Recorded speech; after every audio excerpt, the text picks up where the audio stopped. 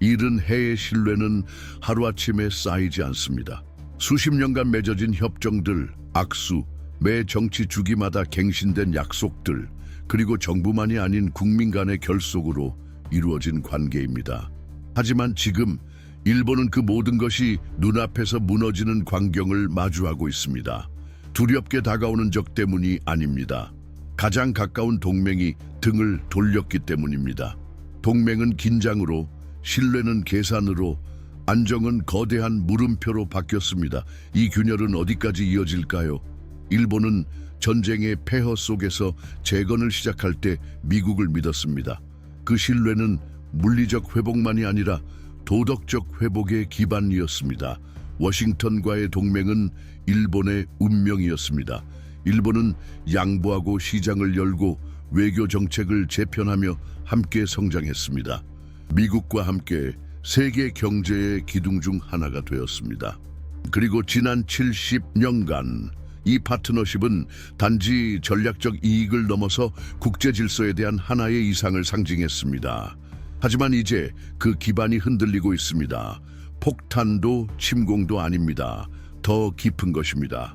연속된 정치, 경제, 외교적 결정들이 쌓여 마치 뺨을 때리는 듯한 충격으로 다가옵니다. 일본은 충성심이 관세로 바뀌고 상호 존중이 보복으로, 대화는 일방적 강요로 대체되었다고 느낍니다. 도대체 언제부터 이 유대가 무너지기 시작한 걸까요? 그리고 이 모든 변화는 무엇을 말해주는 걸까요? 이건 단순한 무역 갈등이 아닙니다. 패러다임의 전환입니다. 수십 년 동안 일본은 미국에 자본을 투자하고 공장을 세우고 일자리를 만들고 공동 연구를 지원하며 태평양의 균형을 지키는 데 있어 핵심 역할을 했습니다.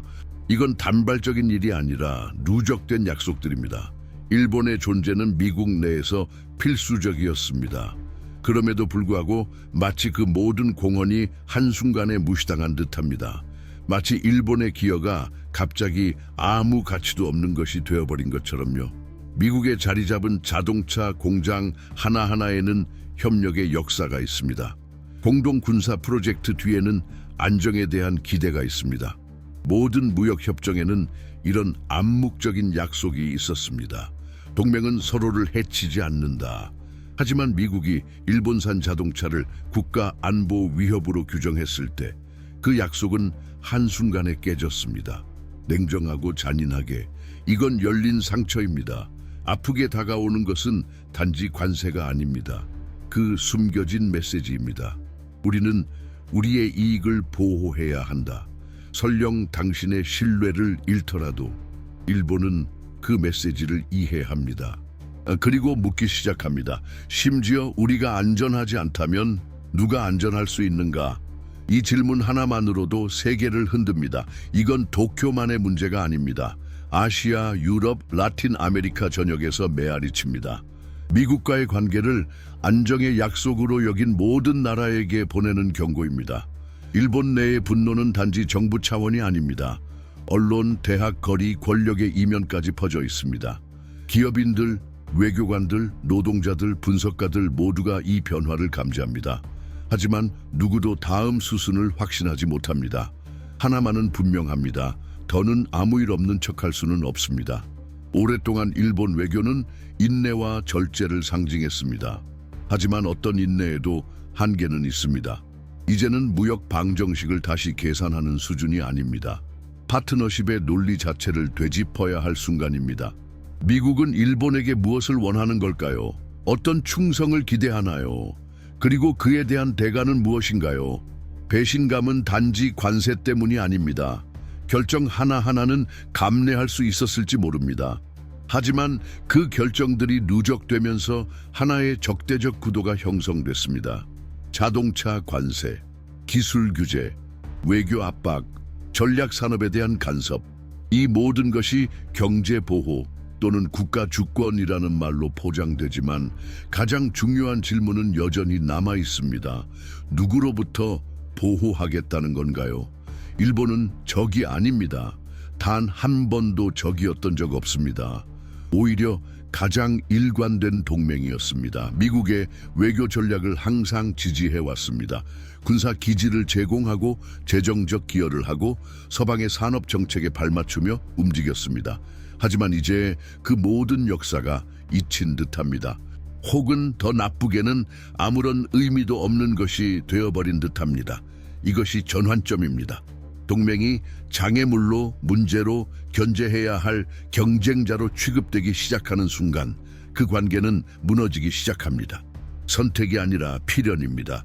지속적인 불신 속에서는 어떤 동맹도 살아남을 수 없습니다. 한쪽이 일방적으로 요구하고 다른 쪽이 그저 받아들이기만 해서는 어떤 관계도 유지될 수 없습니다. 그리고 지금 일본은 더 이상 침묵할 수 없습니다. 자신의 위치를 다시 정의해야 할 순간이 다가왔습니다.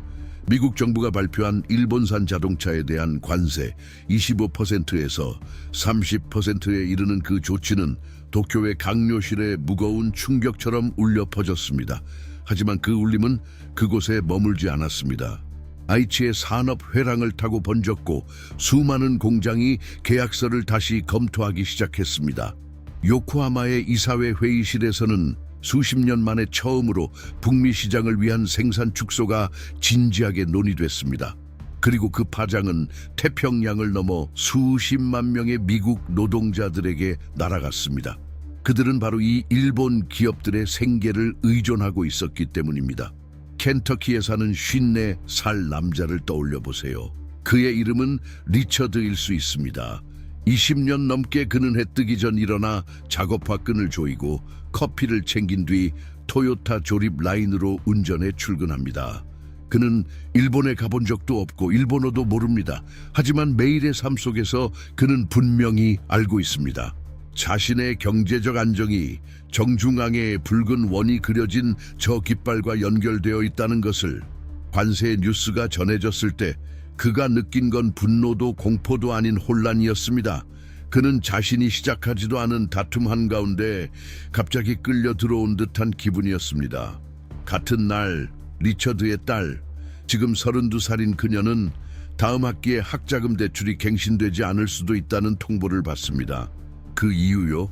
바로 주정부의 세수 감소에 따른 예산 삭감, 그리고 그 세수의 상당 부분이 바로 그 지역에 있는 일본 산업 활동에서 비롯됩니다. 이건 모두 같은 실타래의 끝입니다. 서로 연결되어 있지만 전체를 보지 못하는 손들에 의해 당겨지고 있는 실타래. 일본이 믿을 만한 동맹이라고 배워온 세대에게 이 새로운 현실은 단순한 경제 문제를 넘어 상징적 충격으로 다가옵니다. 지구 반대편 일본의 시골 마을, 그곳에는 아이코라는 여성이 살고 있습니다. 그녀는 62살, 이미 은퇴한 생산 기술자입니다. 하지만 여전히 세상의 흐름을 주시합니다. 30년간 그녀는 미국 수출용 닛산 공장에서 일했습니다. 그녀는 이 동맹이 강화되는 걸 두 눈으로 보았고 친구들이 미국 도시로 발령 나가는 것도 자신의 딸들이 영어를 배우는 이유도 결국 도쿄와 워싱턴 사이에 놓인 다리를 건너기 위함이라는 걸 이해했습니다. 하지만 지금 홀로 집에서 신문을 읽으며 그녀는 이름 붙이기 어려운 감정을 느낍니다. 마치 애도처럼.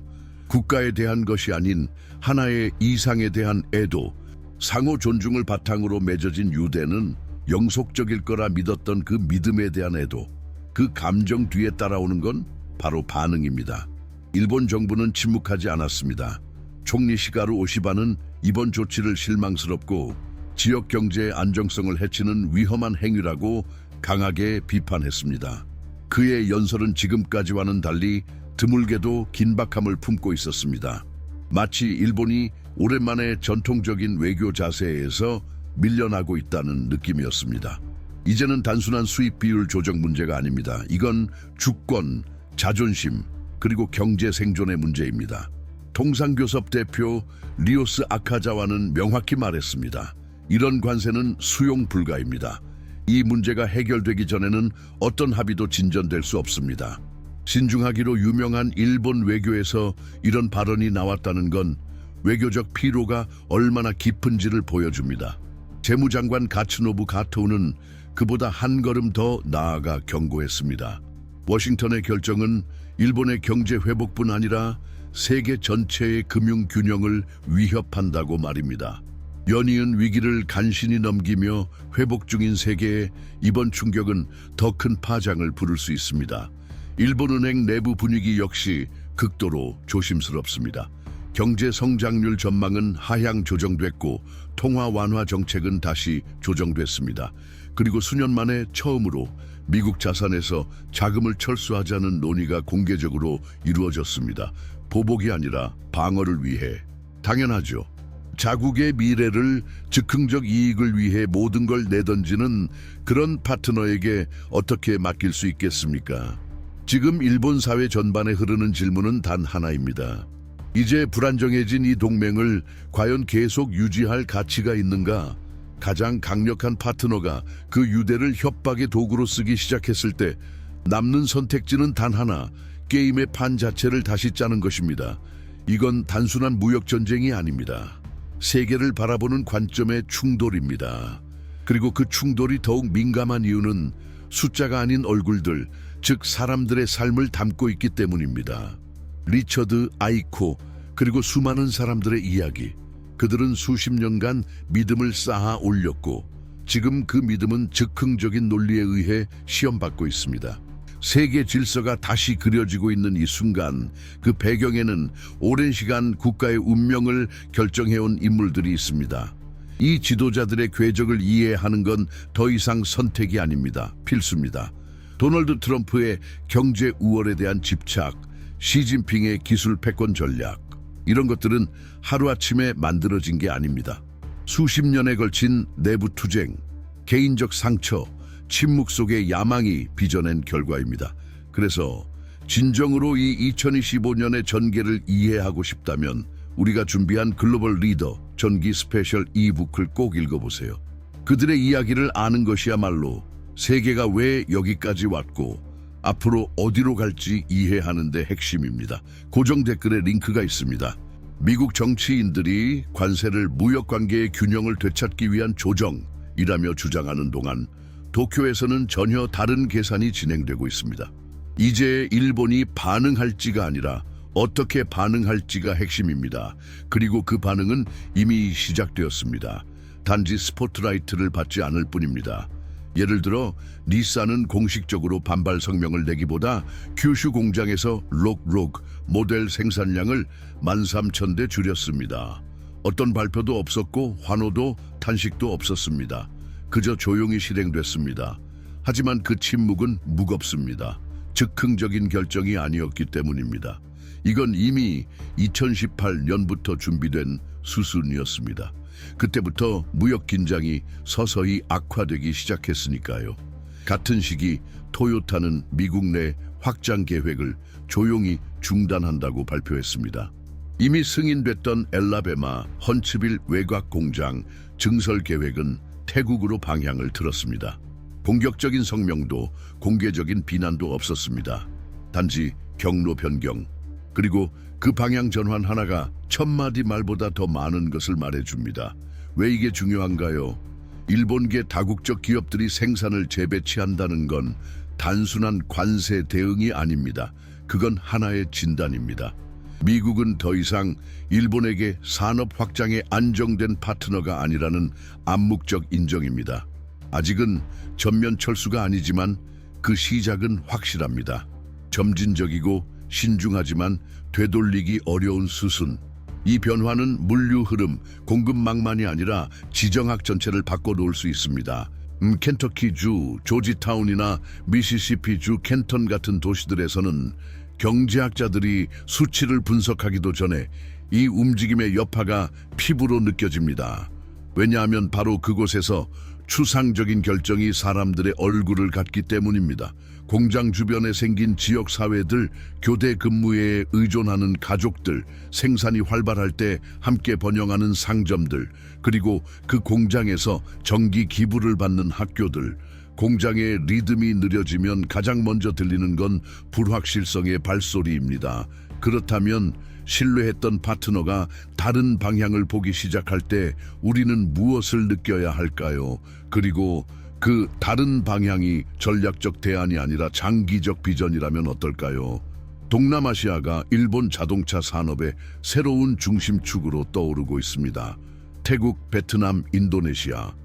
불과 몇 년 전만 해도 결정권 밖에 있던 나라들이 이제 수십억 달러의 투자를 받고 있습니다. 기술 이전과 전기차 공장까지 포함해서 말이죠. 그리고 토요타는 최근 중국 상하이에 20억 달러 규모의 전기차 공장 설립 계약을 체결했습니다. 맞습니다. 바로 그 중국, 지금 미국과 무역 전쟁 중인 그 나라. 불과 5년 전이었다면 상상도 못했을 결정, 이제는 필수 선택으로 여겨지고 있습니다. 왜냐하면 비즈니스 안정성의 개념이 바뀌었기 때문입니다. 이제 안정은 과거의 라이벌에게서도 찾고 있습니다. 일본이 지금 그 방향으로 답연화를 추진하는 건 미국과의 신뢰가 흔들린 직접적인 결과입니다. 그리고 일부 분석가들이 말하듯 이건 협박이 아닙니다.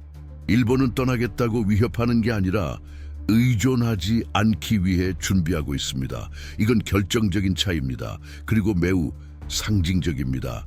가장 가까운 동맹국에 의존하지 않겠다는 준비는 사실상 외교와 경제의 구조 전체를 다시 설계한다는 뜻이니까요.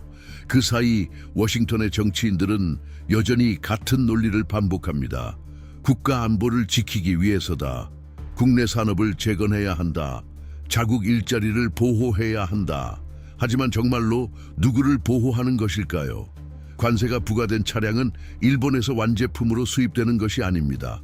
테네시, 미주리, 텍사스 등 미국에서 조립되고 미국인 노동자들이 만든 차량들입니다. 그 차량 부품들은 미국, 멕시코, 캐나다 협정 같은 공식 협정을 통해 공급됩니다. 결국 보호한다는 명분 아래 타격받는 건 내부의 핵심 산업입니다. 일자리를 보호하겠다는 명분의 관세는 정작 그 일자리가 있는 바로 그 현장을 압박하고 있습니다. 마치 불을 끄겠다며 기름을 붓는 꼴입니다. 단기적으로는 영향이 미미해 보일 수 있습니다. 하지만 중장기적으로는 숫자가 냉정하게 드러낼 것입니다. 그리고 이건 단순히 일자리의 문제가 아닙니다. 이 공장들 덕분에 생겨난 지역 전체의 생존 문제입니다. 만약 그들이 떠난다면 남는 것은 무엇일까요? 이 지점부터는 경제 문제가 사회 문제로 전환됩니다. 공장의 이동은 정치 외교에 관심 없던 평범한 사람들에게도 직접적인 타격이 됩니다. 그들은 의회 토론도 잘 모르고 국제관계에도 무관심할 수 있지만 그들의 월급 명세서는 작아지고 도시는 침체되고 안정감은 증발할 것입니다. 그리고 그 순간 새로운 질문이 떠오릅니다. 이 충격에 대한 책임은 누구에게 있는가? 한편 일본에서는 기업들이 재조직에 들어갑니다. 정부는 예측을 다시 짜고 대학들은 파트너십을 재논의하며 민간 부문은 목표를 수정합니다. 이건 하나의 재구성 분위기입니다. 조용히 하지만 꾸준하게 밀려오는 조류.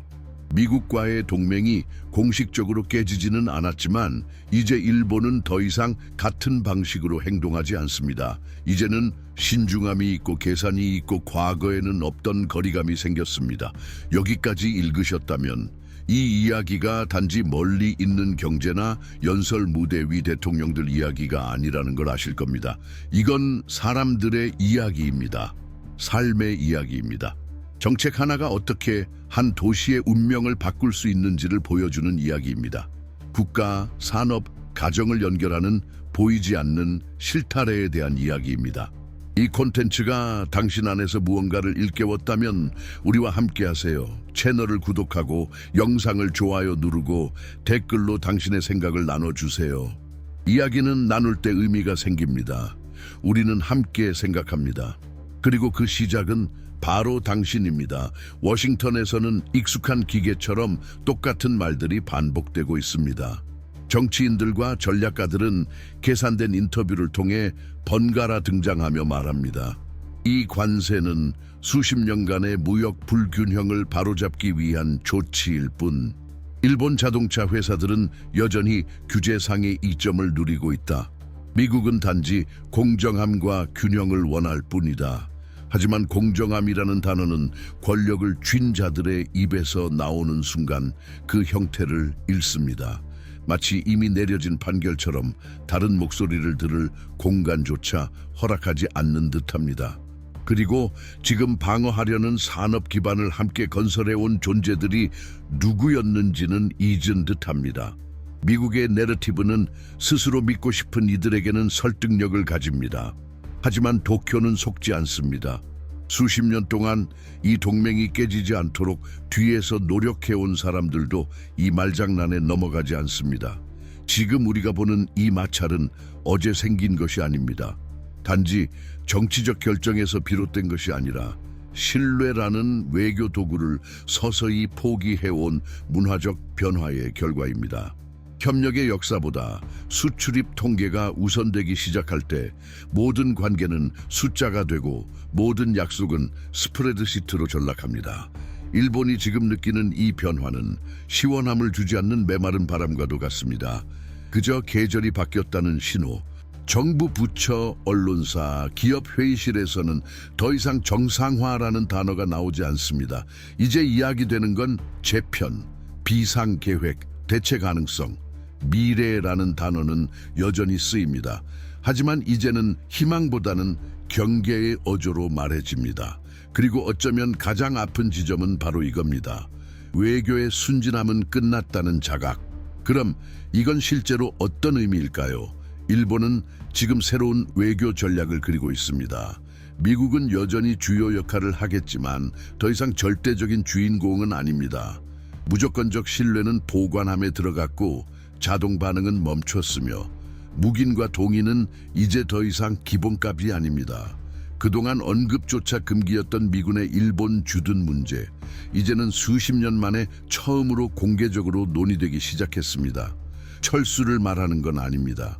하지만 조건의 재검토, 비용 분석, 상호성 요구, 이런 말들이 나오기 시작했습니다. 한 번쯤 생각해 보신 적 있나요? 조용히 고개를 숙이던 나라가 갑자기 등을 펴고 일어선다면 어떤 일이 벌어질까요? 조심스럽게 이루어졌던 외교가 불편할 정도로 명확한 말로 바뀐다면요. 지금 바로 그런 변화가 진행 중입니다. 카메라 앞도 아니고 공식 발표도 아닙니다. 우선순위가 바뀌는 방식에서 협정이 재검토되는 과정에서 일본이 경계선을 그어가는 그 모습에서 그 변화를 볼 수 있습니다. 그리고 여기서 주목해야 할 사실 하나, 이 변화는 단지 정부 차원의 것이 아닙니다. 세대의 변화이기도 합니다. 새로운 정치인들, 기업인들, 지식인들이 미국과의 동맹 속에서 자라났지만 과거처럼 맹목적으로 존경하진 않습니다. 그들에게 있어 무비판적인 충성은 미덕이 아니라 취약성입니다. 그들은 워싱턴의 공격적인 태도를 실수나 실언으로 보지 않습니다. 그건 의도된 선택이라 보고 그렇다면 마땅한 대응이 필요하다고 생각합니다. 그러나 그 대응은 감정적인 보복이 아닙니다. 적대에 적대로 응하는 것이 아닙니다. 그것은 대안을 구축하는 방향입니다. 그 대안은 단지 무역협정이나 투자만이 아닙니다. 그건 사고방식의 변화입니다. 더 이상 같은 의존 구조에 세상을 기대지 않겠다는 결심입니다. 일본은 기술 자립에 더 많은 자금을 투입하고 아시아 및 유럽 국가들과의 양자 협정을 강화하고 있으며 워싱턴이 없는 관계망을 만들어가고 있습니다. 한때 학문적 가설에 불과했던 다극화는 이제 실질적인 행동 지도가 되었습니다. 물론 전략 변화에는 항상 모순이 따릅니다. 주권을 향한 충동과 끊을 수 없는 상호 의존성 사이의 충돌, 수천 개의 일본 기업이 아직도 미국 내에서 운영되고 있으며 수많은 가족이 옛 협정을 기반으로 살아갑니다. 군사동맹 역시 불확실성으로 둘러싸인 이 지역에서 중요한 안전망이 됩니다. 그렇다면 어떻게 독립성을 추구하면서도 고립되지 않을 수 있을까요?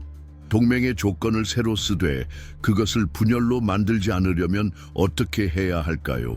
이 질문들은 불꽃처럼 공중에 떠 있습니다. 누구도 쉬운 답을 갖고 있진 않습니다. 하지만 그 질문이 던져졌다는 사실만으로도 무언가가 근본적으로 바뀌었다는 걸 알 수 있습니다. 순종은 계산으로, 예의는 판단으로 대체되었습니다. 이제 일본은 더 이상 자동 반응을 보이지 않습니다. 그리고 그것만으로도 세계가 일본을 대하는 방식은 달라져야 합니다. 나 한때 조용하고 예측 가능한 나라로만 불렸던 일본이 이제 글로벌 재편의 주역으로 떠오르고 있습니다. 구호도 없고 캠페인도 없습니다. 결정, 삭감, 개편, 재정렬만이 있습니다. 일본은 이제 보호받기 위해서가 아니라 스스로를 지키기 위해 양보했던 자리를 다시 채우고 있습니다. 그리고 소리치지 않아도 괜찮다는 걸 알고 있습니다. 행동만으로 충분하다는 것을요.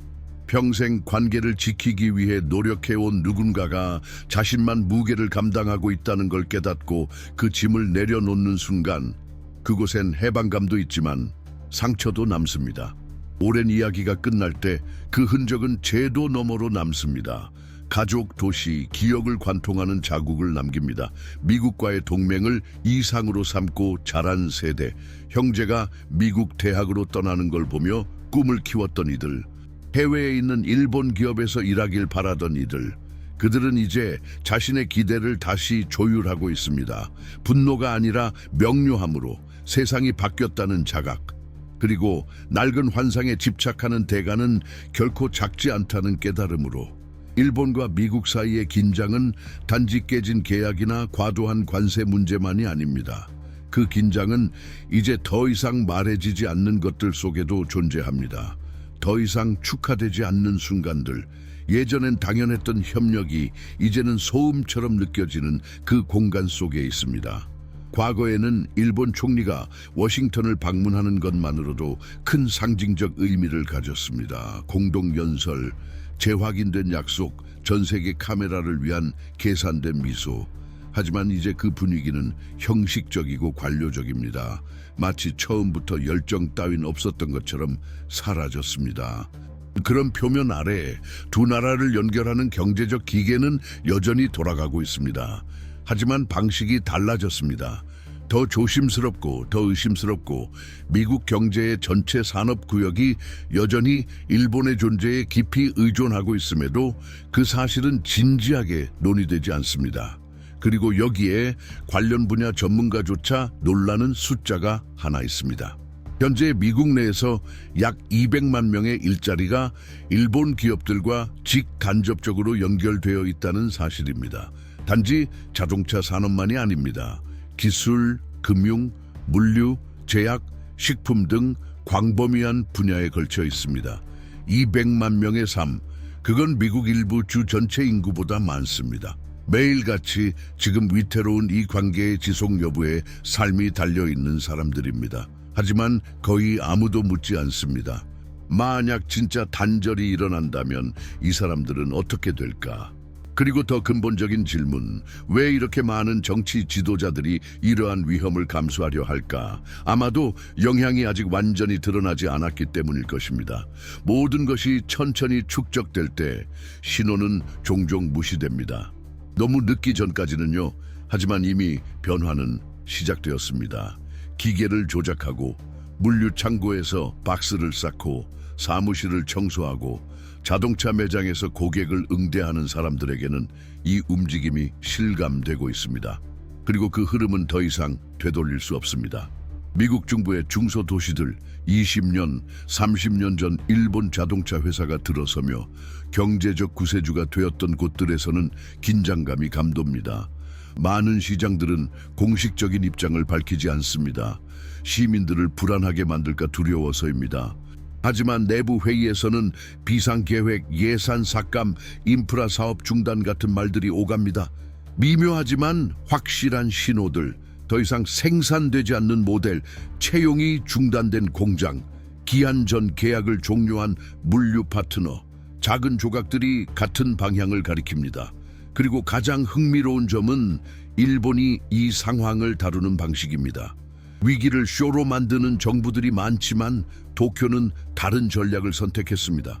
상대가 말을 이어가는 동안 이미 행동에 나서는 방식, 상대가 트윗을 작성할 때 조용히 수를 두는 방식. 예를 들어 지난 3년 동안 일본의 대미 신규 투자가 40% 이상 감소했다는 사실 아시나요? 동시에 동남아시아에 대한 투자는 60% 이상 증가했습니다. 이 수치는 언론의 헤드라인엔 나오지 않았습니다. 하지만 시장 보고서에 정부 부처의 엑셀 파일에 장기 전략 문서 속에 존재합니다. 거대한 선박이 항로를 바꾸는 것을 경고음 없이 바라보는 듯한 느낌. 그저 방향을 틀고 있을 뿐입니다. 그리고 그 변화는 일본 내부에서 어떻게 받아들여지고 있을까요? 산업계에서는 좌절감이 먼저입니다. 수십 년 동안 미국 파트너와 관계를 쌓아온 경영진들 입장에서는 그 신뢰가 무너지는 것을 지켜보는 건 마치 조직적 애도의 감정과도 같습니다. 보도자료에는 나타나지 않지만 그 감정은 회의실 안에 가득합니다. 반면 젊은 창업가들 사이에서는 전혀 다른 분위기가 감지됩니다.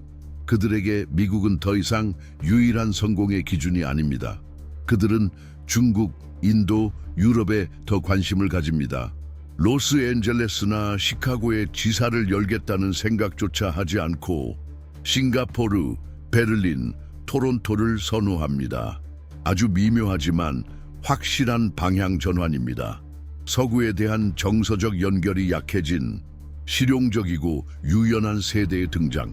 이건 성공하고 싶다는 열망의 방향이 바뀌고 있다는 의미입니다. 미국이 전략적 존경의 대상에서 멀어지고 있다는 뜻입니다. 단지 투자만이 아니라 욕망 자체를 잃는 것입니다. 영향력 자체를. 동맹국 젊은이들에게 더 이상 닮고 싶은 나라로 인식되지 않을 때 어떤 무기도 대신할 수 없는 권력의 한 축이 무너집니다. 아마도 워싱턴의 전략가들이 간과하고 있는 것은 이것일 겁니다. 일본은 단지 파트너를 바꾸는 게 아닙니다. 자신의 세계관 자체를 재구성하고 있습니다. 또 하나 주목할 점이 있습니다. 일본은 오랜 시간 미국 국채의 주요 보유국 중 하나였습니다. 수조 달러에 달하는 미 재무부 채권, 미국 정부를 지탱하는 핵심 기둥 중 하나. 그동안 이것은 상호 신뢰의 상징으로 여겨졌습니다. 하지만 이제 분석가들은 이 관계가 지속될지 의문을 품습니다. 일본이 보유 포트폴리오를 단 몇 %만 조정해도 세계 금융시장엔 엄청난 충격이 올 수 있습니다. 이건 협박이 아닙니다. 논리입니다. 당신을 적으로 대하기 시작한 나라에 왜 깊은 투자를 계속해야 할까요? 이런 일들은 공식 발표로 나오는 일이 없습니다. 어떤 일본 대변인도 절연을 선언하지는 않을 겁니다. 하지만 주의 깊게 보면 모든 것이 너무나 분명합니다. 일본은 단지 대응하는 것이 아닙니다. 재배치하고 있습니다. 미래의 구조를 다시 그리고 있습니다. 그리고 그것은 미국을 훨씬 넘어선 이야기입니다. 앞으로 어떤 일이 벌어질지는 알 수 없습니다. 하지만 한 가지는 분명합니다. 상징적 유대가 지금 부식되고 있습니다. 그리고 상징이 무너지면 계약은 오래가지 못합니다. 동맹은 그렇게 죽습니다. 전쟁이 아니라 신뢰로 채워졌던 침묵이 더 이상 채워지지 않을 때 불편함은 단 한 번의 사건에서 비롯된 것이 아닙니다. 그건 누적입니다. 조언으로 위장된 요구, 전략적 동맹을 명분 삼은 압박의 축적. 마치 일본이 수십 년간 미국 곁에 있었기 때문에 워싱턴의 명령을 따라야 할 의무라도 있는 것처럼. 하지만 이제 복종의 시대는 끝났습니다. 남은 건 단 하나의 교착 상태. 이 관계가 여전히 균형 잡혀 있다고 계속해서 연기할 것인가? 아니면 그 환상이 이미 끝났다는 사실을 마주할 것인가? 바로 이 지점에서 세계 질서는 더 위험한 수를 드러냅니다. 전차나 관세가 아니라 기술로 이루어지는 수. 이 싸움의 중심에는 겉보기엔 기술적인 주제인 반도체가 있습니다. 눈에 보이지도 않는 작은 칩들이 누가 주도하고 누가 종속되는지를 결정합니다. 자동차, 위성, 미사일, 휴대폰, 금융 시스템, 병원까지 모두 이 칩에 의해 움직입니다. 미국은 이 사실을 잘 압니다. 그리고 그 지식을 압박의 도구로 바꾸기로 결정했습니다. 최근 언론 보도도 없이, 기자회견도 없이 미국 의회는 일본 대사에게 편지를 보냈습니다. 공식 메모도 아니고 외교 문서도 아니었습니다. 송을시로 쓰인 거칠고 날선 문장들로 가득한 편지. 그 내용은 거의 명령에 가까웠습니다. 중국의 반도체 제조 장비를 즉시 판매 중단하라. 기자는 접근조차 못했고 카메라도 없었습니다. 하지만 그 내용은 외교 무대 뒤에서 폭탄처럼 울렸습니다. 메시지는 명확했습니다. 이제 어느 편에 설지 정하라, 편을 정하라. 단순해 보이는 이 문장이 지금 일본을 괴롭히고 있습니다. 왜냐하면 이 선택은 단순히 두 시장 중 하나를 고르는 게 아니기 때문입니다. 두 개의 미래 중 하나를 고르는 것이기 때문입니다. 하나는 군사적 논리와 장벽의 세계, 다른 하나는 불안정하지만 연결된 세계. 일본은 그 중심에 있습니다. 관찰자가 아닌 타겟으로. 비즈니스 리더들은 점점 긴장된 분위기 속에서 회의를 엽니다. 지난 20년간 그들은 중국 산업계와 견고한 관계를 쌓아왔습니다. 이제 그들은 이제 와서 그것을 버리라는 압박을 받고 있습니다. 더 큰 대의라는 이름으로. 하지만 그 대의는 예전만큼 설득력 있지 않습니다. 20억 달러 규모의 중국 기업 계약을 단 한 번도 문제가 없었던 파트너와 어떻게 갑자기 끊을 수 있을까요? 미국을 달래기 위해 예측 가능한 수익을 포기한다는 걸 주주들에게 어떻게 설명할 수 있을까요? 미국은 유혹합니다. 중국과의 관계를 끊은 동맹국들에게는 새로운 반도체 투자로 보상하겠다고 합니다. 국내에서 시장을 공급하고 인센티브를 주고 모두가 이득을 본다고 합니다. 하지만 계산이 맞지 않습니다. 글로벌 수요를 감당할 인프라를 완성하려면 수년이 걸립니다. 그 누구도 그렇게 오래 기다릴 수 없습니다. 일본도 중국도 시장도 마찬가지입니다. 그리고 여기에는 거의 언급되지 않는 도덕적 딜레마가 있습니다. 일본은 서구와 오랜 세월 동맹을 맺어왔지만 한 가지 고통스러운 기억을 지니고 있습니다. 그건 바로 자신의 경계 밖에서 내려진 결정으로 국가 전체가 제로 변했던 기억입니다. 히로시마와 나가사키는 단순한 역사 교과서의 한 장이 아닙니다. 지워지지 않는 상처입니다. 그래서 명령을 따를 수밖에 없던 그 기억 때문에 지금 일본은 망설입니다. 하지만 우정이라는 외피를 쓴 압력 앞에서 어떻게 머뭇거릴 수 있을까요? 수십 년간 일본의 안보를 보장해줬던 나라의 요구를 어떻게 거부할 수 있을까요? 그 답은 단순하면서도 아픈 말로 표현됩니다. 용기. 그리고 그 용기는 작지만 명확한 행동 속에서 모습을 드러냅니다. 2025년 4월 세계 최대 반도체 기업 중 하나에 소속된 일본 연구진 몇 명이 미국으로부터의 고액 제안을 거절했습니다. 그들은 가족과 함께 애리조나로 이주해 새 기술단지에서 일하라는 제안을 받았지만 개인적 사정이라는 이유로 이를 거절했습니다. 하지만 모두가 알았습니다. 그들은 자신이 통제하지 못하는 게임의 말이 되고 싶지 않았다는 걸, 지식이 무기가 되는 걸 원하지 않았고 중국을 향한 전략에서 자신이 도구가 되는 것도 원하지 않았습니다. 그 사이 베이징은 조용히 움직입니다. 일본산 제품에 대한 관세를 낮추고 디지털 플랫폼 접근을 용이하게 하며 워싱턴의 위협적인 태도와는 대조되는 차분한 외교를 펼칩니다. 소리 없는 유혹, 균형을 다시 맞추자는 조용한 초대. 일본은 그 소리를 듣습니다.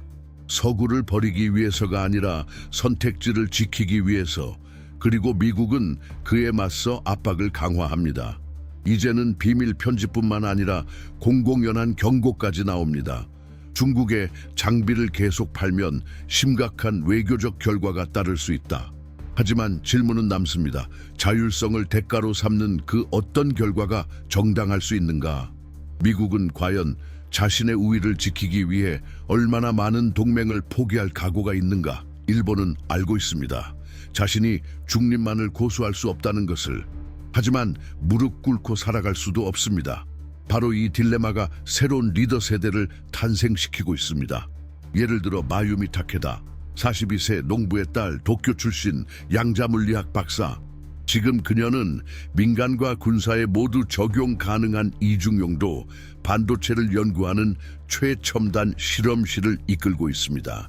최근 인터뷰에서 그녀는 이렇게 말했습니다. 기술 독립만이 유일한 길입니다. 그리고 그 길이 우리의 동맹국들을 불쾌하게 한다면 그 동맹이란 단어의 의미부터 다시 생각해야 할 때일지도 모릅니다. 그런 말은 결코 가볍게 흘러가지 않습니다. 불편함을 낳고 왜곡된 보도를 낳고 동시에 새로운 경청을 이끌어냅니다. 이제는 크게 외치는 그 목소리를 무시할 수 없습니다. 일본은 더 이상 자신이 내리지도 않은 결정에 끌려가는 데 지쳤습니다. 상호적이지 않은 충성심을 강요받는 데 지쳤습니다. 민주주의의 쇼윈도로 쓰이다가 지정학적 위성으로 취급되는 현실에 지쳤습니다. 이제 일본은 스스로의 발로 걷기 시작했습니다. 다른 이들이 쓴 각본 속 조연에 머무르길 거부합니다. 미국의 결정 그림자에서 벗어나자 자신의 길이 또렷이 보이기 시작합니다. 그리고 한번 선명하게 보기 시작하면 스스로 눈을 감았던 그 시절로는 다시 돌아갈 수 없습니다. 이 각성은 끝이 아닙니다. 오히려 시작입니다. 수많은 선택과 깊은 질문, 내면의 재평가로 가득한 여정의 서막. 일본은 앞으로 어떤 국가를 만들어 가려는 걸까요? 보호를 추구하면서도 어떻게 더 큰 자주성을 확보할 수 있을까요? 새로운 세계 질서를 형성해가는 힘들 앞에서, 그리고 그보다도 먼저 더 많은 목소리와 더 깊은 경청과 더 분명한 존재감을 요구하는 자국민 앞에서 어떤 태도를 선택할 수 있을까요? 그리고 가장 아픈 질문, 항상 무조건적 동맹이라 외치던 이들에게 버림받았을 때 그 전략적 가치란 무엇이었는가? 이 질문들은 아직도 공중에 맴돌고 있습니다. 하지만 그 질문을 던질 수 있다는 사실만으로도 시대는 달라졌습니다. 이런 재구성의 흐름 속에서 중심 인물들의 의미도 다시 조명됩니다. 도널드 트럼프, 시진핑, 이들은 단지 정권의 대표가 아니라 세계관과 국가적 트라우마, 권력과 생존 전략 그 자체입니다. 왜 트럼프는 끊임없이 파괴를 선택하는지, 왜 시진핑은 그렇게 조용하고도 집요하게 영향력을 쌓아 올리는지 이해하려면 지금만 바라봐선 안 됩니다. 그들의 과거로 돌아가야 합니다. 공인이 되기 전 어떤 생각을 했는지, 무엇을 얻겠다고 맹세했는지, 무엇을 절대 잊지 않겠다고 다짐했는지를 알아야 합니다. 왜냐하면 한 국가의 진로는 그 지도자의 젊은 시절에 맺은 침묵의 약속에서 시작되는 경우가 많기 때문입니다. 그래서 우리는 지금 지구의 운명을 형성하고 있는 대통령들의 인간적, 정치적, 심리적 궤적을 깊이 파고든 독점 이북을 소개합니다. 이들의 이야기를 아는 것은 세상을 더 넓게 읽는 힘을 주기 때문입니다. 어디에 일관성이 있고, 어디에 조작이 있는지, 어디에 위험이 숨어 있고, 어디에 아직 변화의 가능성이 남아 있는지를 판단할 수 있는 눈을 길러줍니다. 접속 링크는 고정 댓글에 있습니다. 그리고 만약 이 영상이 우연히 당신을 찾아왔고, 어떤 단어 하나가 당신도 모르게 마음을 건드렸고, 어떤 장면이 아직도 조용히 머릿속에 맴돌고 있다면 이미 그 자체로 의미가 있습니다. 하지만 이 대화가 더 깊어지려면 당신이 우리와 함께 걸어가야 합니다. 채널을 구독하고 좋아요를 누르고 댓글로 말해주세요. 당신 안을 통과한 감정은 무엇이었는가요? 외면할 수 없었던 진실은 무엇이었나요? 아직도 당신을 놓아주지 않는 그 질문은 무엇인가요? 이 자리에 함께 해주셔서 감사합니다. 이토록 자주 이성이 무시하는 이야기를 당신의 마음이 들어주었기에 감사합니다. 그리고 이 대화가 당신의 이야기 안으로 들어올 수 있게 해주셔서 감사합니다. 다음 영상에서 다시 만나요.